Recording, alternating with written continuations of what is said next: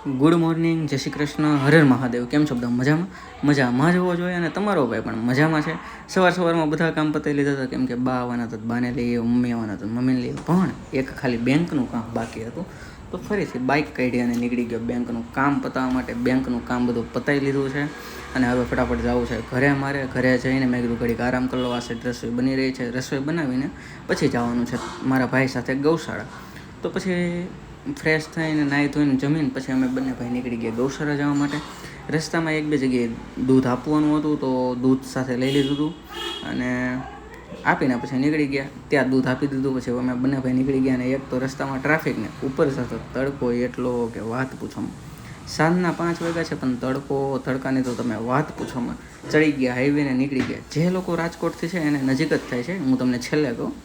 પછી ભાઈની ગૌશાળા પહોંચી ગયા છે. બધી ગાયો બાંધેલી છે અને આજુબાજુનું તમને વાતાવરણ બનાવવું. અહીંયા આવી એટલે માઇન્ડ બહુ જ ફ્રેશ થઈ જાય છે. અને અહીંયા મજા પણ એટલી આવે છે, કેમ કે ખુલ્લું વાતાવરણ, ખેતરો અને શુદ્ધ હવા. અને તમે ગૌશાળાએ આવો અથવા તો તમે ખેતરમાં જાઓ ને તો તમને અલગ જ મજા આવે છે.